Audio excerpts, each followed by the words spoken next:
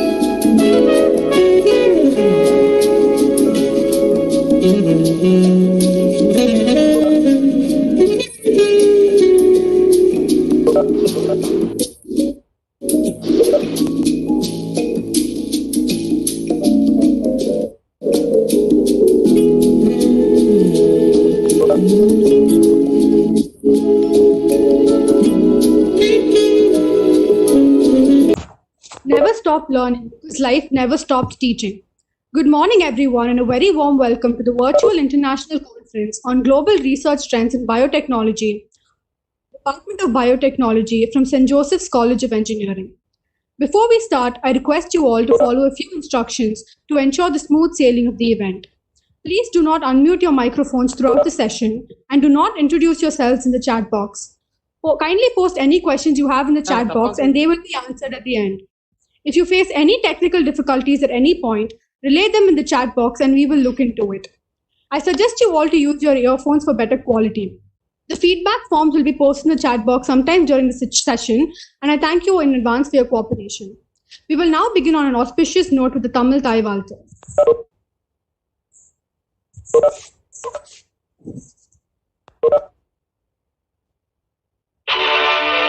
நீராறும் கடலொடுத்த நிலமடந்தை கேளும் சீராறும் மடனமென திகழ் பரத கருணநிதி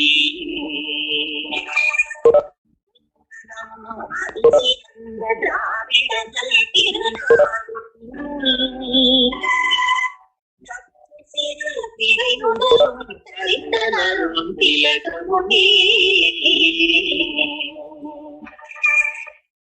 திலக வாசனை போல் அனைத்துலகும் இன்பமுடன் இசையும் புகழ் மனத்தை இருந்த பெரும் தமிழங்கே தமிழங்கே உன் தீரத்தை திறந்தியந்து செயல் மறந்த வாழ்த்தகமே வாழ்த்தகமே வாழ்த்தகமே.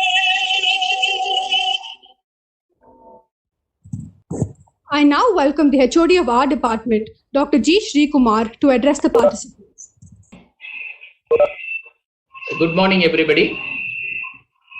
I take immense pleasure in inaugurating this session of virtual international conference on global research trends in biotechnology. It's a 4 days program, starts by 15th and ends by 18th of this month. It's organized by Department of Biotechnology, St. Joseph College of Engineering, OMR, Chennai. A brief note about the college and the department I like to give. St. Joseph College of Engineering is one of the top colleges of India, and it has been ranked 160th position by National Institutional Ranking Framework, that is NIRF. And the college or institution is having 26 years of high reputation in academic society, and it has been accredited by NAC with A plus grade.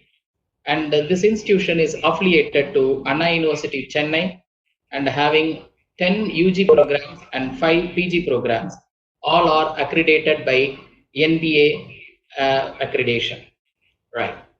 Coming to the Department of Biotechnology, it has been started in the year 2002 and has both BTech and MTech biotechnology programs.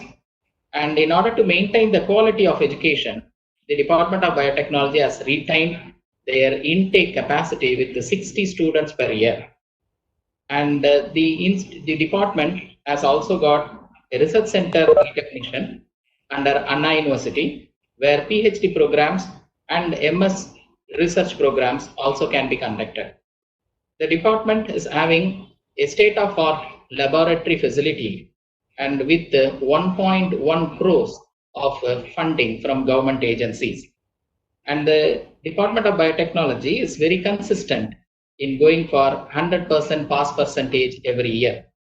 And it backs 12 university ranks on an average, and which constitutes around 40% of the total ranks declared by Anna University.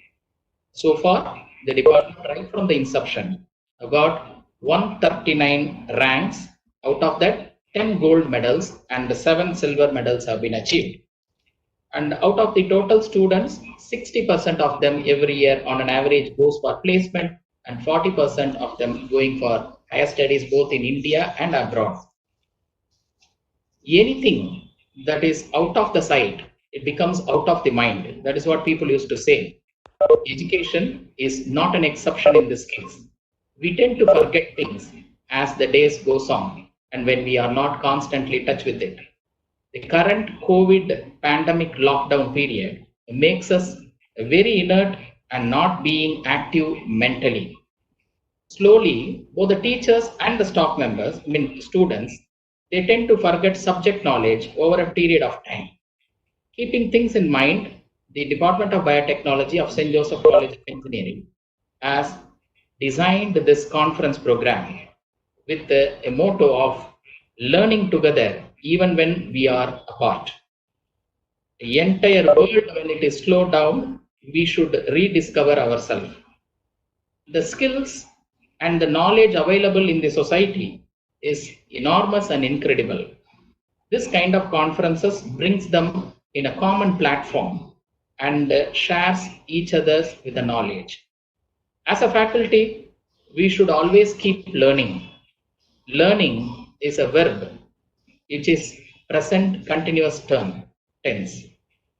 I should say always, the learning by its meaning also, it should be continuous and present.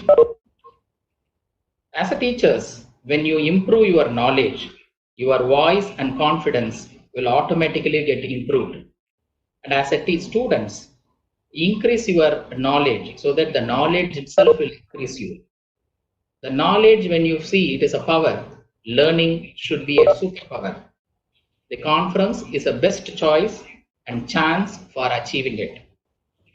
For this conference, 529 participants have been registered so far. And out of this, I am happy to say that 163 faculty members are there and 43 research scholars and PG students, 45 numbers, and students, that is UG graduate students, they are 278. Totally, there are 37 poster and paper presentation as far as the competition is concerned. The participants are from heterogeneous background, and there are around 14 states in India the participants are from, and there are from 4 countries. Once again, the participants have come, that is to list the China, Malaysia, UAE, Zambia, etc. So here, to abreast ourselves with the global research trends, we have invited the technical experts as the invited speakers, such as Dr. Mustafa Mohammed Essa, who is a keynote speaker. He is an associate professor in Sultan Qubas University, Sultanate of Oman. And Dr. Jovian George, senior research fellow New York Blood Collection Center, New York, USA, and Dr. Suguna Perumal, professor in National University, South Korea, Dr. Narendra Shekhar, scientist, Greenlight Biosciences Incorporation, USA, Dr. Nirmal K. Sampath Kumar, research associate, King's College, London of UK, and Dr. Venkatesh Gopinarayan, scientist, Life Mind Therapeutics Incorporation, USA. For technical lecture or technical paper competition, we have got a panel of judges where Dr. S. Palani is a professor of Aruna Engineering College, Dr. K. Tamilarasan, associate professor, SRM University, and Dr. Jeevitha Dhanapal, product manager, LabMed Asia Limited, Chennai. And with this introductory note, I wanted to welcome all of you on the behalf of management and the Department of Biotechnology for this August occasion. Over to Swatika. Thank you for your kind words, sir. We will now move on to releasing the conference proceedings. Before that, a conference proceeding is published a record of the conference. It typically contains the contributions made by various researchers at the conference and also contains the abstracts and reports of papers presented by the participants. Now, I again request our HOD, Dr. G. Sri Kumar, to unveil the proceedings of these conferences. As a mark of inauguration of this virtual international conference of current trends of research in biotechnology, I take pleasure in releasing this conference proceedings. So you can see now, it contains the technical lecture information from the invited speakers and research articles of competing papers and poster presentations and felicitation messages from the management and other valuable information. This is going to be sent to you along with the certificate at the end of the program. At this moment, I wanted to wish everybody all the best, and I wanted to thank you also for organizing this particular event. I want to thank the organizing committee, biotechnology department staff members, and the management people, patrons of this program. That is Dr. Babu Manohar is a chairman, and Mr.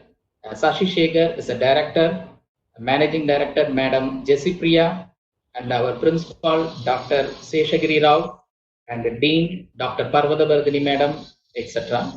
And I also thank the invited speakers for accepting our request. And I also thank 529 participants from various parts of the world to witness this particular program. Through this conference, we will keep upgrading our skills and knowledge in order to make our best version in your future. Thank you very much. Thank you. This is a closer view of our conference proceedings. It will be available as a soft copy and will be given to you all.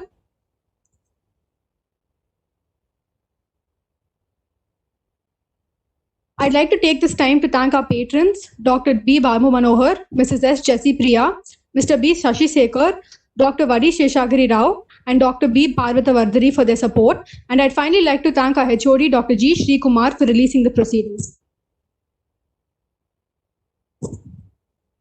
Now, without any further ado, let's get into today's session. I have the great pleasure of introducing Dr. Mustafa Mohammad Esa as the keynote speaker for this event.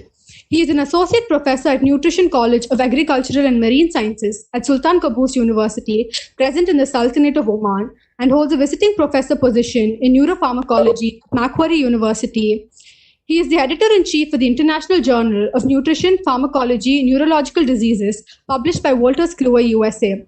He is also the editor for the Frontiers in Neuroscience, Frontiers in Bioscience, and the associate editor for BMC Complementary and Alternative Medicine.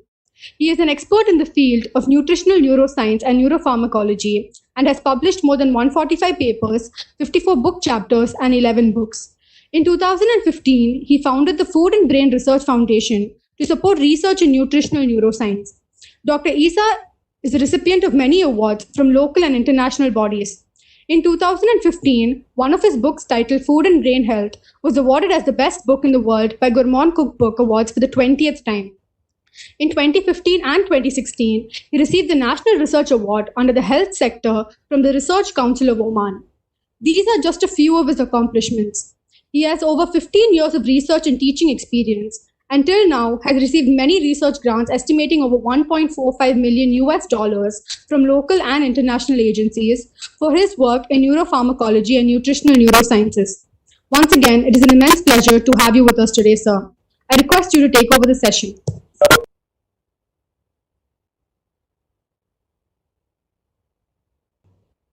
Good morning.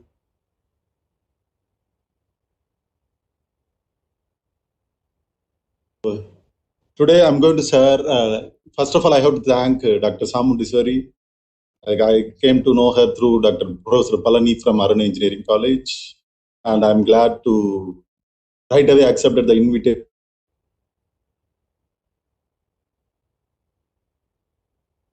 Where I come from. That's why. And also they organized very well in very short duration. It's a really wonderful job. Even Dr. Samudisari contacted me many times, and odd times also, because I patrons and all these people work hard to bring this webinar in a successful way. So today I'm going to give a general talk as well as some research work what we do here and our collaborator lab in US and Australia. Specialist in nutritional neuroscience. We simply call, maybe you may not heard about that title. It is well-known title. It's everyone knows. And the only thing is, it's not well executed or well.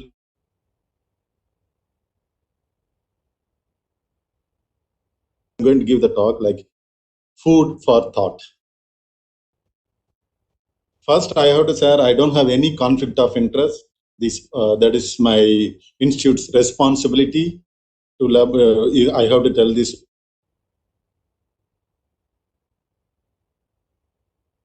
About the brain, everybody knows that the brain is a most complex and sensitive physiological structure in the body, human body. You can see, for example, today morning,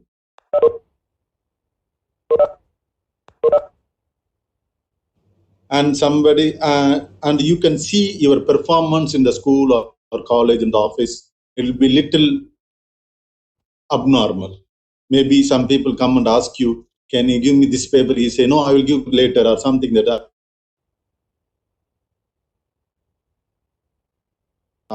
If some baby is crying, when you feed them, they stop crying. Otherwise, they yell here and there, they jump here and there, they crawling this one, that one. So we can know that we clearly activity, the behavior, human behavior. But unfortunately, this field is highly neglected field. Even though people know that this is very important field. And then there are many several neurological diseases. And you simply say, if you have the healthy or balanced diet, you can develop and maintain the healthy central nervous system, either before birth or after birth.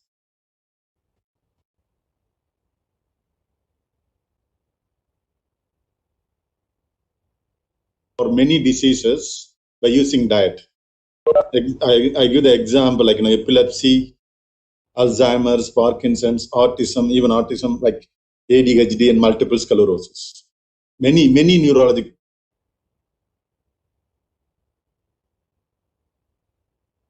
And if you alter your dietary constituents, automatically it impact the outcome of the brain disorders. That's what we are going to discuss here. As I give you the example, like babies move.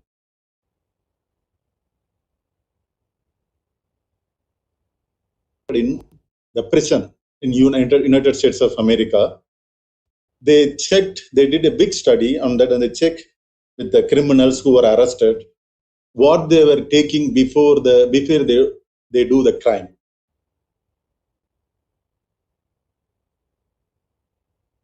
Carbohydrate and like too much food and alcohol and other things.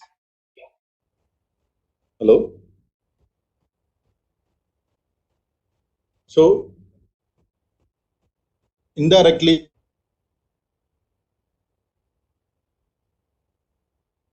boosted by like food items. Even you can say if some people are tired, or you say I want to have a cup of coffee, I want to have a cup of tea, or I want to have some snacks.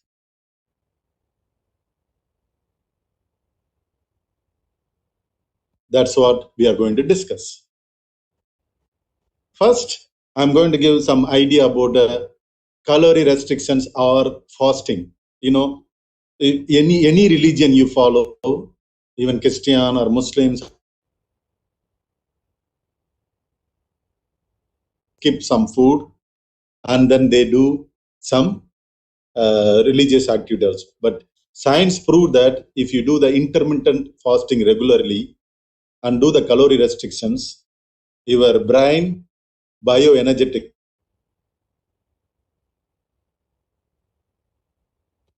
and then the link neuroplasticity. Neuroplasticity means the link between one neurons and another neurons will be improved, and the new neurons will be generated, and also resilience will be happening.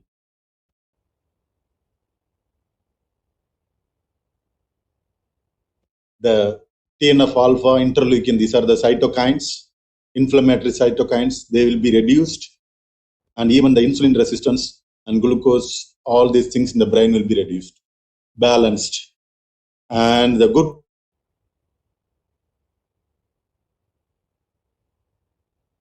it says if you have the proper regular fasting or calorie restriction, you can have the good brain function. So how our body works on the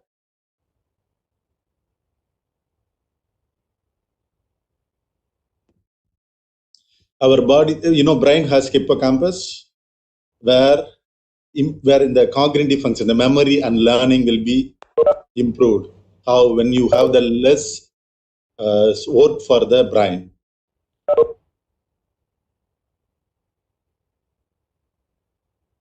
Percentage of sugar molecule what we take from the food. Brain is very small size, but it can able to use 25% of sugar. So what it does, it improves neuronal plasticity.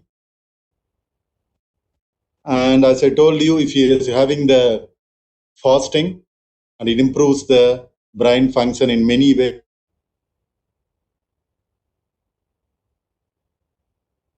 Links between one neurons and another neurons, and improves neurogenesis and resilience. And if you have the regular intermittent dietary energy restriction,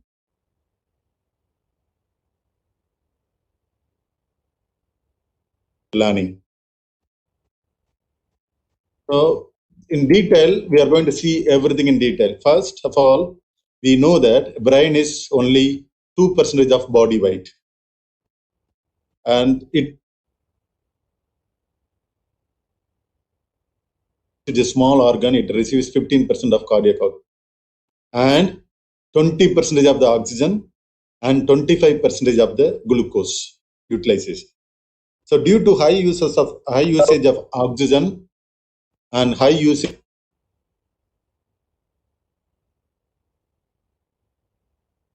end products, so automatically there will be some reactive oxygen species formation.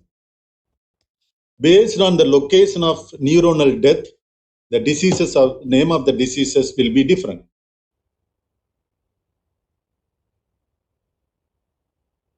The area called striatum.